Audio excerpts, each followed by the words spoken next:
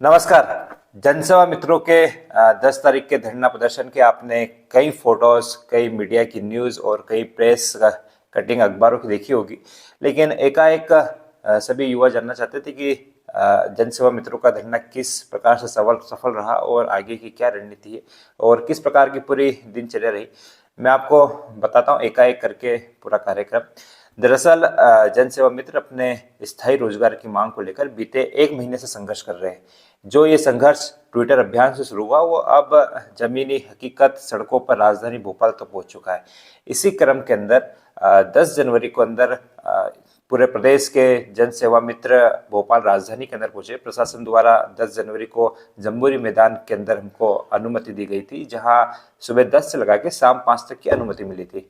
सभी युवाओं के आह्वान पर प्रदेश भर के जनसेवा मित्र वहां पर एकत्रित हुए और एक शांतिपूर्ण धरने के रूप में शामिल हुए। ये शांतिपूर्ण धरना इसलिए क्योंकि इस धरने के अंदर विभिन्न हमने कार्यक्रम ऐसे रखे जहां जैसे कि पथ के अनुकूल जैसा नाम है, डेडिकेशन है जनसेवा मित्र, उसी के अनुसार एक शांतिपूर्ण धरना था। क्योंकि इस धरने का शुभारंभ हुआ राष्ट्रगान से। उसके बाद हरदा के अंदर भी कुछ दिन पूर्व पटाखों का जो कांड हुआ है उसके कारण कई पीड़ित थे और जो जिनकी मृत्यु हो गई है उन्हें श्रद्धांजलि देते हुए 2 मिनट का मौन व्रत रखते हुए उसके बाद में उनके लिए रक्तदान शिविर का आयोजन किया गया, जहाँ जनसेवा मित्रों ने बढ़ चढ़कर दिन भर एक तरफ धरना चलता रहा तो वहीं एक तरफ जनसेवा मित्र जनसेवा का अपना लक्ष्य दिखाते हुए रक्तदान करते रहे।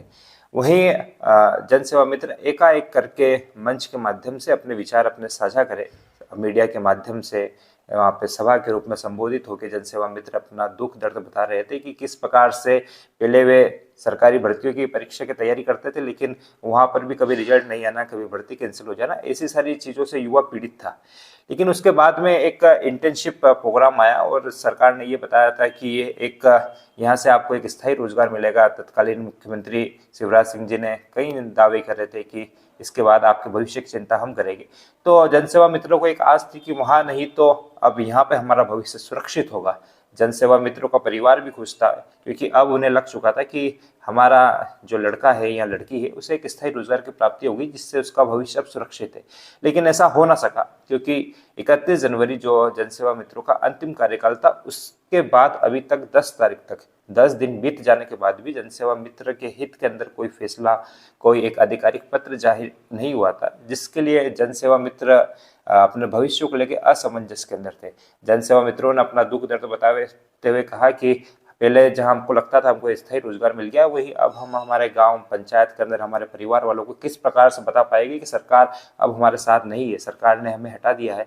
थोड़े दिन तक जो बोला था कि हम आपको स्थायी रोजगार देंगे, लेकिन अब हमने कैसे बताया कि ना हमें स्थायी रोजगार नहीं मिला है, क्योंकि जो हम पहले पढ़ाई करते थे वो हम पढ़ाई छोड़ चुके हैं। क्योंकि फील्ड के अंदर हमको सुबह से लेकर शाम तक काम करना होता है, उसके बाद में डाटा कलेक्शन से लेकर डाटा एंट्री से लेकर कई काम करने होते थे। हम इस आश्वासन के अंदर थे कि अब हमको प्रदेश के विकास के अंदर अंतिम छोर के व्यक्ति को लाभ दिलाते हुए ही काम करना है, क्योंकि हमारे भविष्य को सुरक्षित करने की जवाबदारी खुद सरकार ने ले ली है।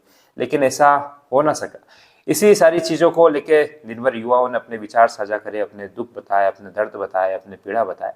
समय था, अंतिम समय था धरने प्रदर्शन का 5 बजे तक, जब जाके जनसेवा मित्र ये निर्णय करते हैं कि आज 5 बजे तक यहाँ पर धरना प्रदर्शन है, लेकिन परमिशन हमको 5 बजे तक की मिली हुई, लेकिन हम चाहते हैं कि सरकार का कोई नुमाइंदा यहाँ पर आए और हमें एक ठोस आश्वासन दे कि अब आगे के लिए सरकार ने उनके लिए क्या सोचा है। इसके लिए जनसेवा मित्र ने प्रशासन से आग्रह करा कि आप कोई सरकार का नुमाइंदा यहाँ पर भेजिए, कोई सरकारी अफसर को यहाँ पे भेजिए जो हमें एक लिखित आश्वासन दे सके, जब जाके हम यहाँ से हमारा धरना प्रदर्शन को उठाएंगे।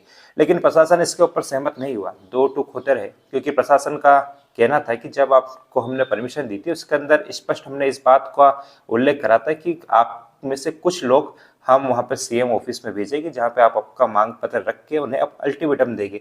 लेकिन अंत समय के अंदर इस प्रकार की व्यवस्था के अंदर परिवर्तन करना हमारे संभव नहीं है। थोड़ी देर तक संघर्ष चलने के बाद में इस बात के ऊपर फैसला हुआ कि कुछ लोग जाके अपना मांग पत्र दे के आएंगे।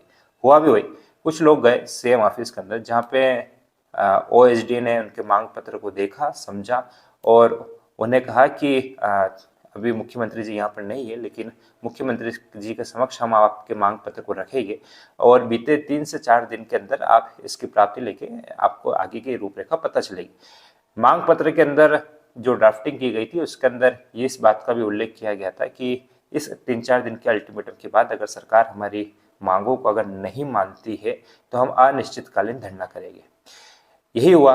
वापस से नुमाइंदे हमारे जन सेवा मित्र आए, उन्होंने पूरी बात बताई कि हमने ओएसडी को ज्ञापन दिया, लेकिन कहीं ना कहीं अब जो तमाम जन सेवा मित्र थे उनको ये लग रहा था कि अभी तक हमें कोई ठोस आश्वासन मिला नहीं है। लेकिन प्रशासन 5 बजे की अनुमति थी और प्रशासन एक एक करके जनसेवा मित्रों को वहां से निकालने लगा, थोड़ा बल का प्रयोग करके। लेकिन जनसेवा मित्रों के मन के अंदर अभी भी ऐसा था कि हमारे साथ हमारे हित के अंदर कोई चीज़ नहीं हो रही, क्योंकि कोई लिखित आश्वासन या कोई सरकार का नुमाइंदा हमारे तक नहीं पहुंचा है। पत्र हम पहले भी कहीं भेज चुके हैं। इसके लिए जनसेवा मित्र अब एक टुकड़ी के रूप में सीएम ऑफिस जाने का फैसला करते हैं। वो पैदल पैदल सड़कों के ऊपर जाना प्रारंभ करते हैं।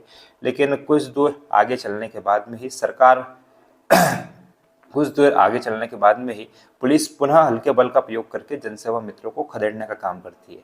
इसके बाद में एक एक करके जनसेवा मित्र तितर बितर हो जाते हैं और ये जो धरना प्रदर्शन था जिसके अंदर जितने जनसेवा मित्र आए थे वे अपने गंतव्य की ओर पहुंच जाते।